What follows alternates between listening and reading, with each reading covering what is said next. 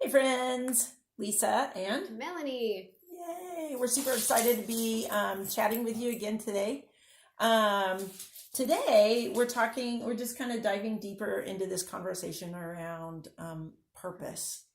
And I was having a conversation with my mom this morning. She was sharing her morning devotional, and I thought it was just perfect for this. And I want to share it with you. It's from the book, The Joy of Loving, or The Joy in Loving by Mother Teresa.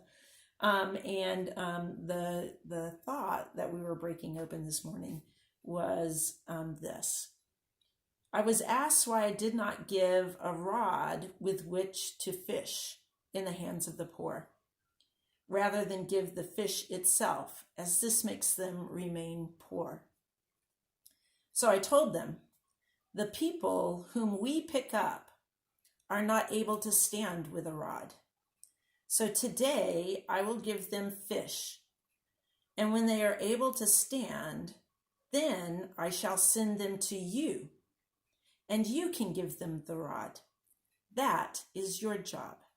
Let me do my work today. And I love that concept of that we each have our own unique purpose. I love that too. Yeah. Because I think that there's great freedom in not comparing our purposes with each other, but instead being able to see, hey, my job is to give the fish, your job is to give the rod. We have different purposes.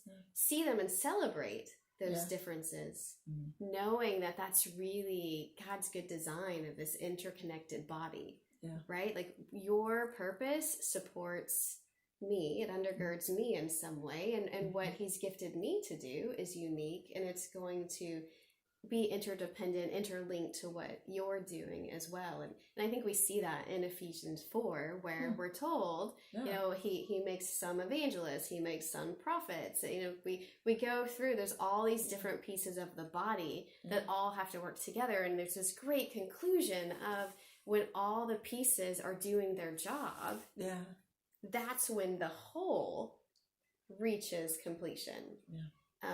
So I just love celebrating our unique purposes and knowing that you fulfilling your purpose is helping me grow even in my own fulfillment of my own purpose, and me like really embracing what God's gifted me to do and walking out my purpose in some way in God's economy of all the way he does the math. It supports you. Right. So that's definitely worth celebrating. Isn't it? Right? And then it's not about us competing, right? Because I'm not crafted like you are, Melody, at all. And you're not crafted like me. And so it just creates a space where we can actually celebrate in how beautifully we complement each other.